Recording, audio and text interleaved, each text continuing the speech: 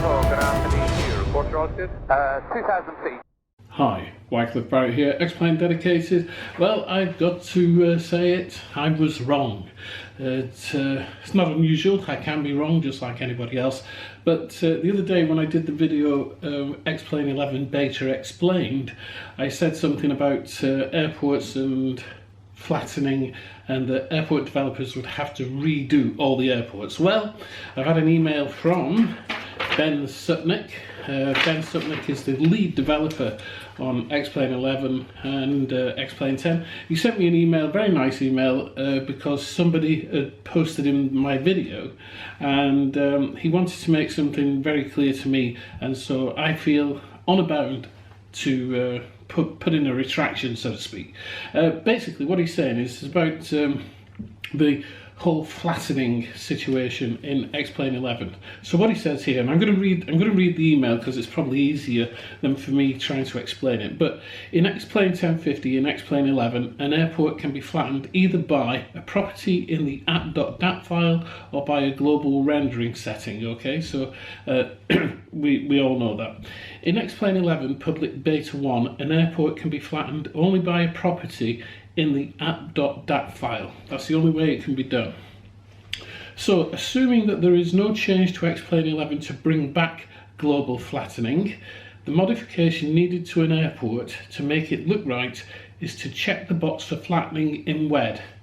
It's one mouse click if you are using WED, or if you only have the raw airport, you can copy a single line into the app.dat file to patch it, which I did mention, okay? So, basically, there is no need to redo the airport so it looks good. Basically, all you have to do is check it in WED. Flattening is now under the author's control, so it's down to the developers, which Ben thinks is necessary because only the author knows what the airport needs.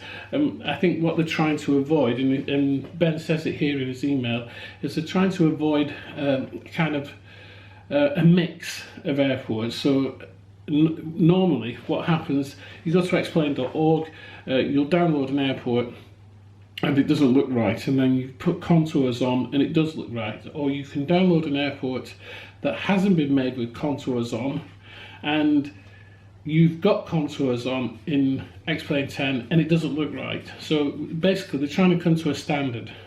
So he says here, what we are trying to do is get away from the situation in version 10 where you might have a mix of airports, some requiring flattening on and some requiring flattening off.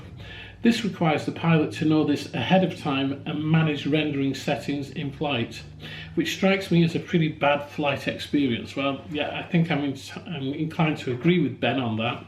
So quite simply, I had it wrong. We don't have to redo our airports. All we have to do is turn on flattening in WED, or not, whatever the case may be.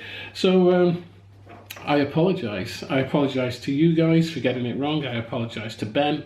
There we go. It's all straightforward. It's in the email there.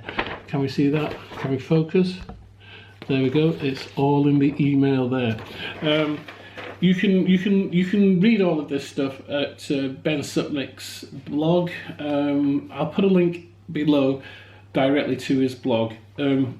It's a very good one. It's very technical. I've said this before in the past. It's an extremely technical vlog, but if you read in between the lines, you can often understand what's going on, and it's well worth a read because there is so much information in Ben's blog that you will know everything you need to know about Xplane.